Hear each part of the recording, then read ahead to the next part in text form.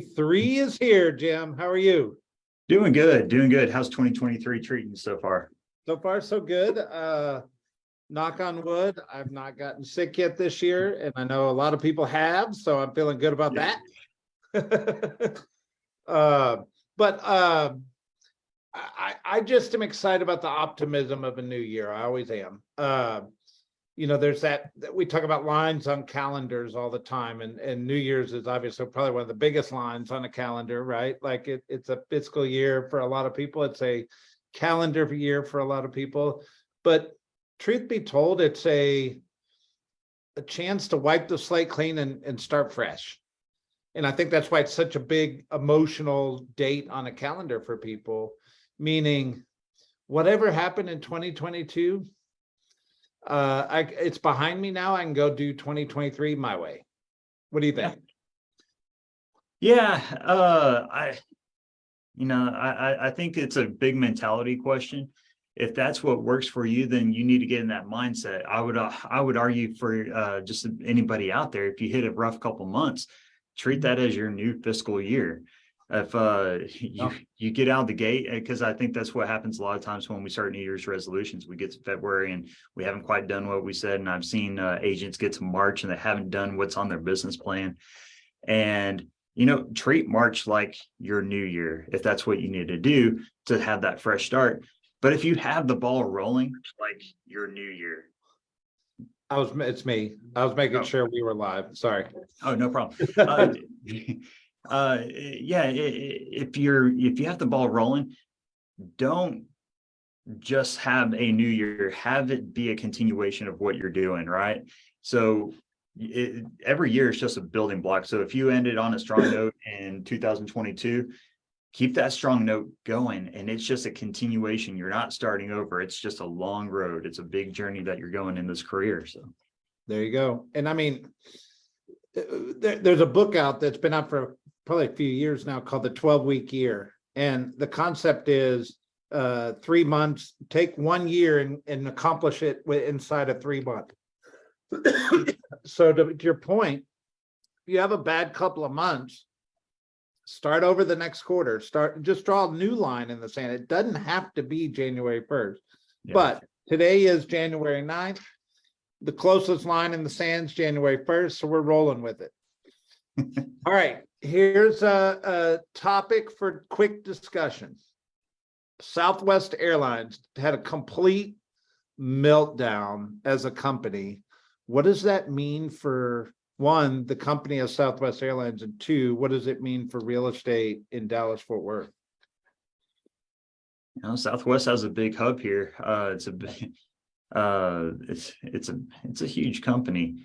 For Southwest, I hope for many reasons Southwest pulls it together, but it's been probably a year coming of what just recently happened. But it would be, I would hate to see it happen in the Metroplex over the next couple months, right?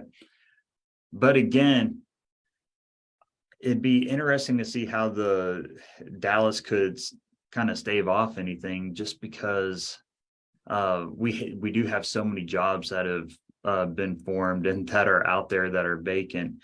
I think we could still keep going along with it just being a little blip on the radar, but with everything we're going out of and trying to establish for 2024 and really make 2023 a good route year, I'd hate to see it happen. It'd be a black swan moment. I think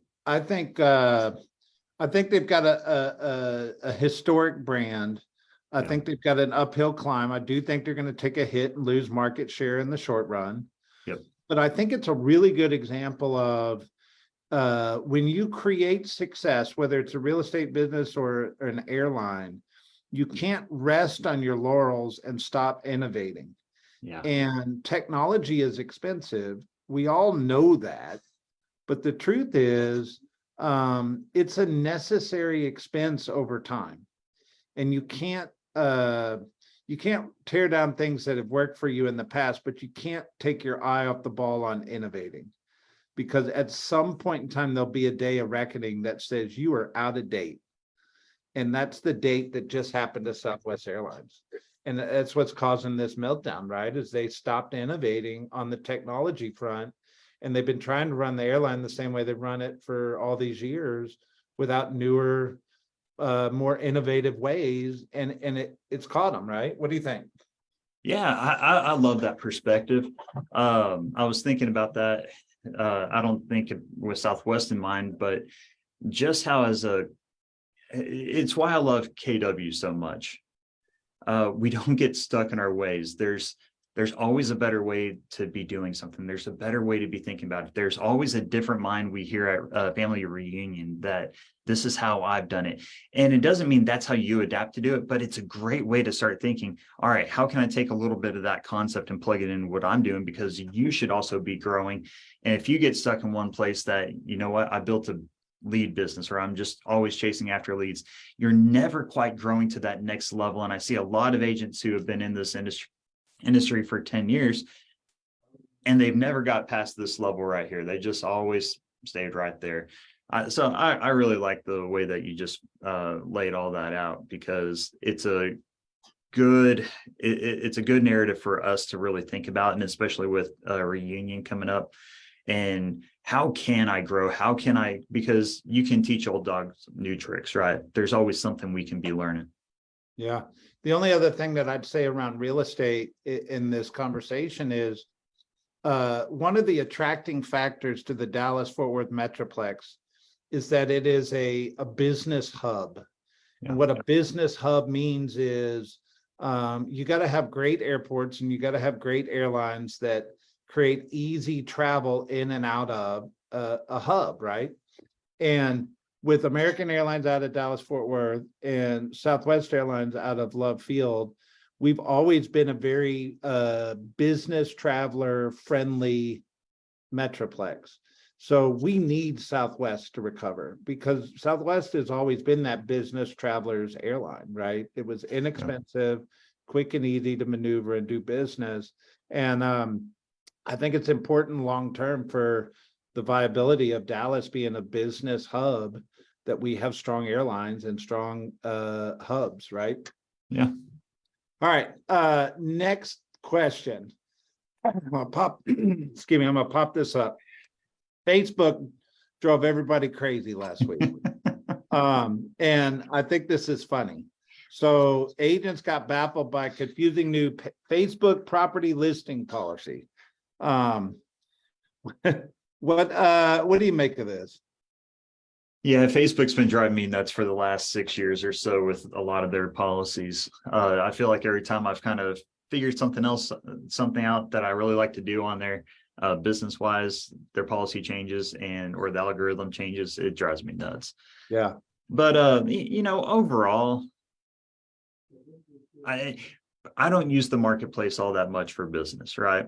Occasionally I have a rental, I'll get the rental out there.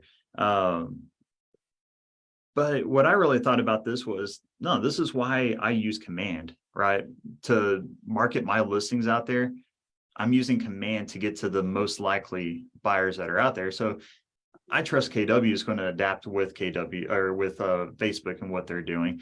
So if I just keep on using Command and I'm using that as the way that I'm distributing my listings, hunting for buyers out onto Facebook, that things like this aren't going to just ruffle my feathers too much. But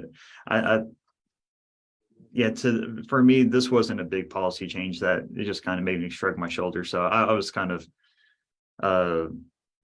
not laughable, but yeah, it shouldn't be that big of a deal if they took that out. It shouldn't be. No. So all it's saying is you can't post things to the marketplace from a business profile. You have to post it from a personal profile. So here's the interesting thing. They want businesses to advertise, and they want people to use the marketplace.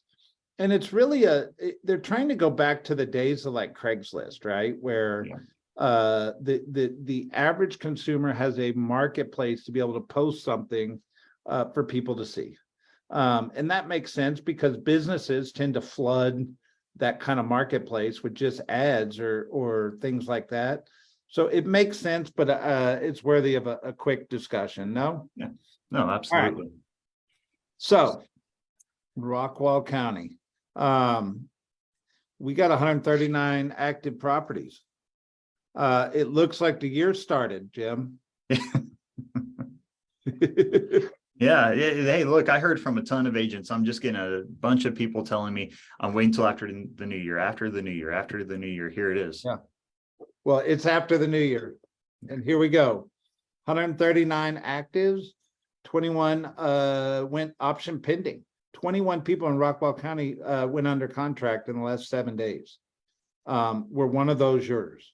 39 properties have closed in the last 2 weeks.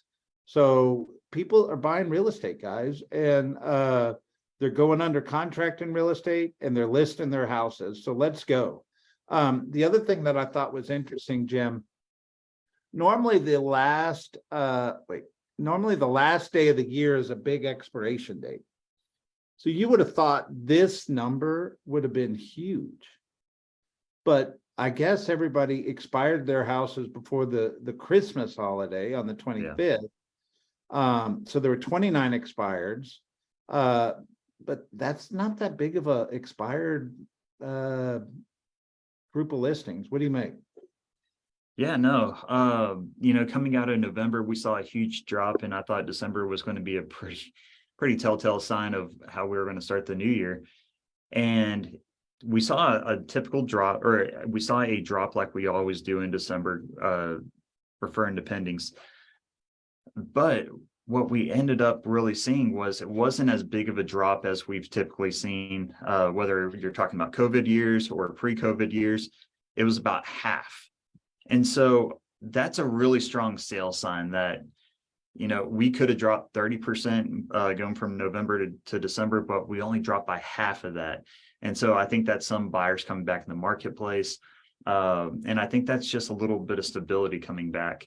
So with listings picking back up, and then I think buyers are going to start coming back out of the woodwork, and because this is just kind of where we're at right now. People still have to buy, people still have to sell. Look, if you go back historically here, they're already out of the woodwork. Yeah. If you're not working with buyers now, you're sleeping. Like, let's get on it. You need to be moving. See it? Yep. All right, Dallas County, 858. If you look back, that's a pretty healthy active listing number. 214 went under contract in the last 7 days. 242 are pending. 241 closed in the last 7 days. That's building quickly, right? Run over to Collin County. You got 652 active. 112 went under contract in the last 7 days. 187 closed in the last 7 days. So what I'm wanting everybody to hear is the market started. Yeah. There's already 112 people in Collin County. What do we say in Dallas County? 214 in Dallas County, and 21 in Rockwall County that have already put houses under contract already in the last 7 days this year. If you're not moving and you're not out showing property, you need to be doubling down on scripts and dialogues and getting in front of people because it's moving. Yeah. One of the thoughts I had, there's an article about 6 months ago that was talking about the buyer regret over the last 2 years. People felt forced into a situation, or they thought they were just going to be working remote for a long time, or for forever. And now they're going back in the office. They don't enjoy the commute so much. And if you look at just how Dallas County, and to some extent Collin County, but you look at Dallas County, they have not experienced a lot of the woes that surrounding counties have. And I can't help but wonder if we're starting to see a little bit of that movement back into Dallas. And so going back to what we were talking about earlier, don't get too complacent where you're at.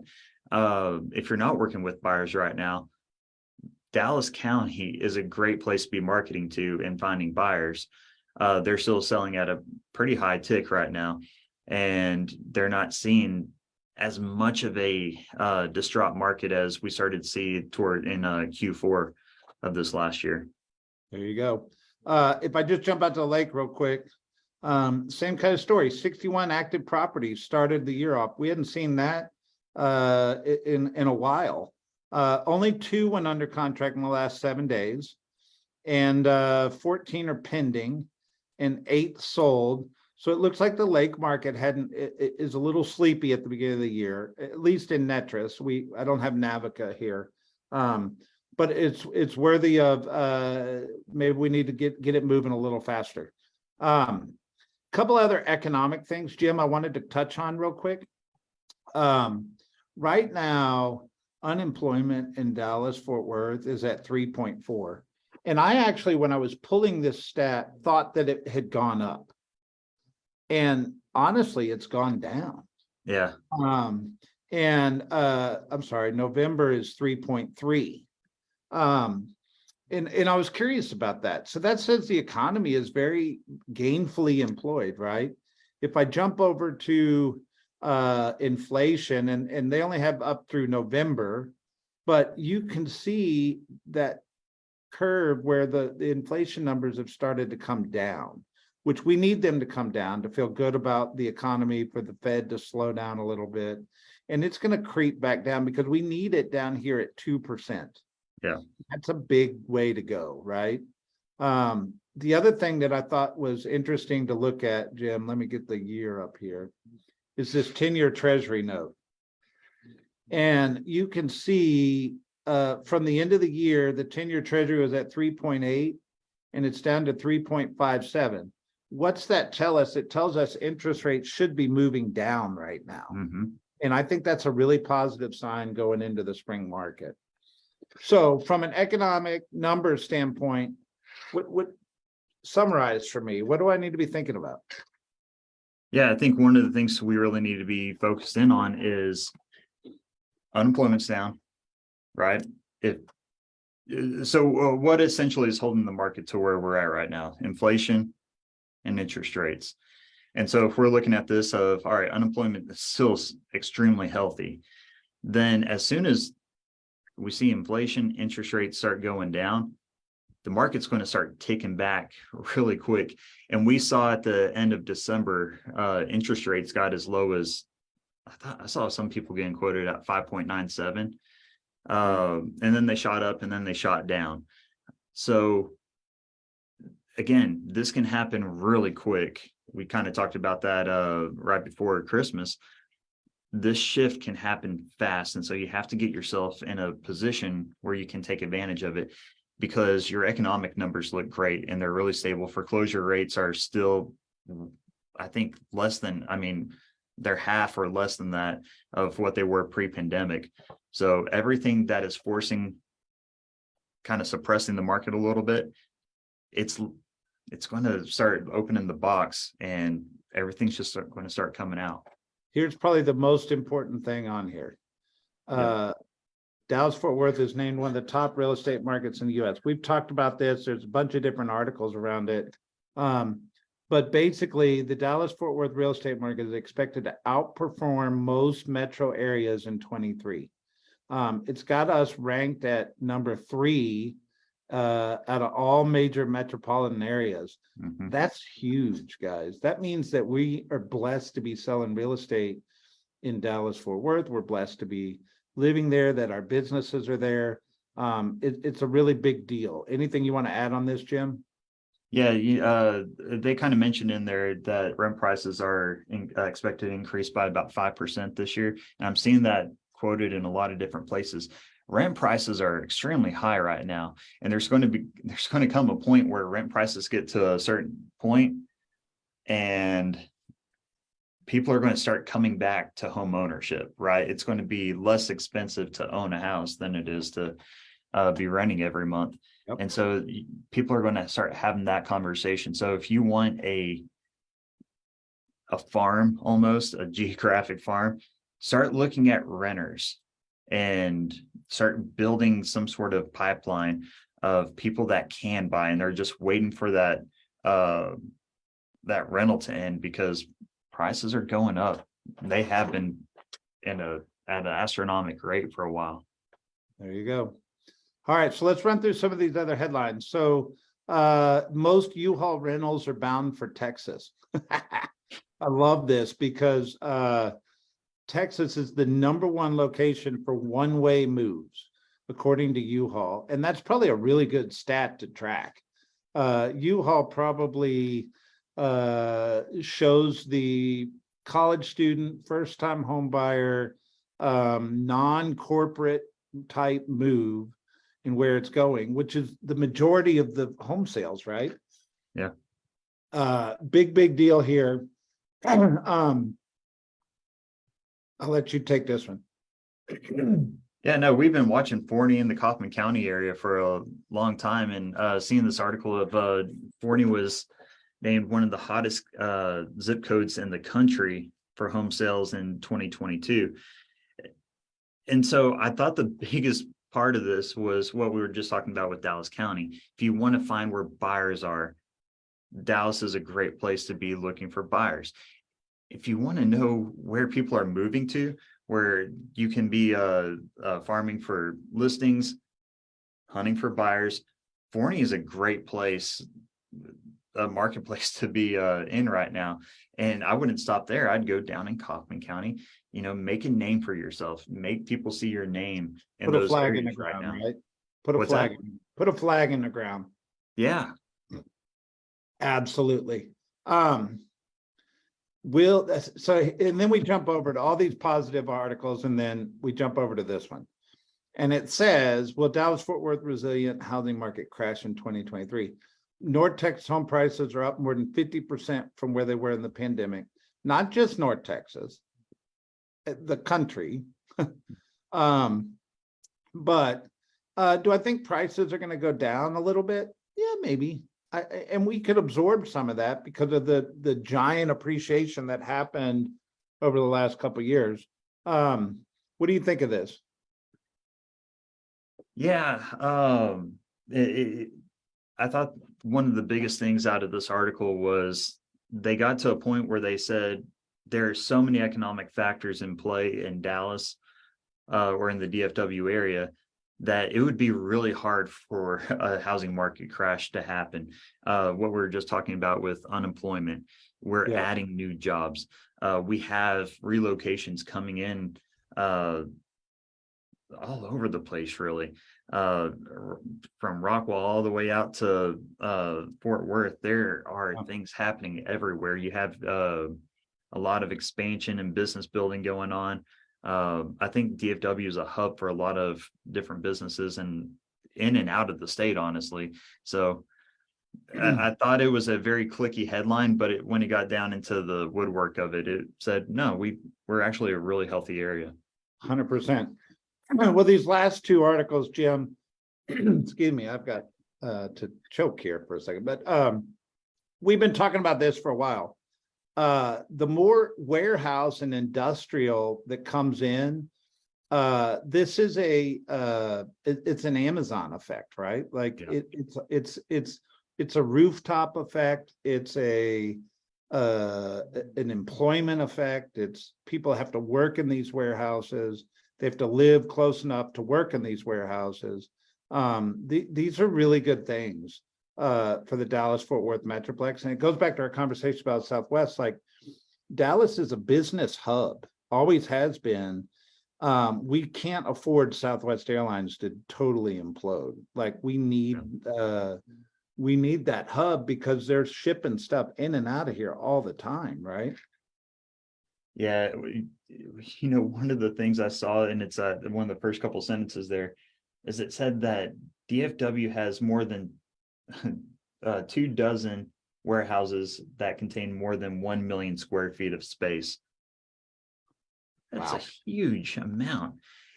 And they're just building more of those. I know Jerry Jones has one that's 2 million square feet going up in up around HEB.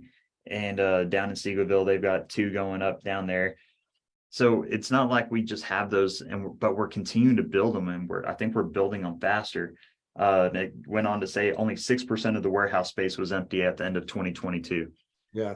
I mean, if you think about all the retail box square footage that is dying in a sense, Yeah. it's actually moving to this. It's moving to more drop shipment type sales, which is basically Amazon or Walmart or all those drop shipment type big internet companies. And they have to come from somewhere. So I see that as a big thing because we've got the land to put 1 million square feet on. That's the key, right? You have to have the land to be able to do that. That's affordable. Yeah, everybody's trying to keep up with Amazon and do rapid delivery. So I know Home Depot's in that mode right now, and you're just going to see more of that. Absolutely. And then the last article I'll pop on is more build to rent neighborhoods in our backyard. And I think this is going to be frustrating for some agents when their client calls them and says, hey, I want to buy a house in that neighborhood. And they go, you can't. They only lease them.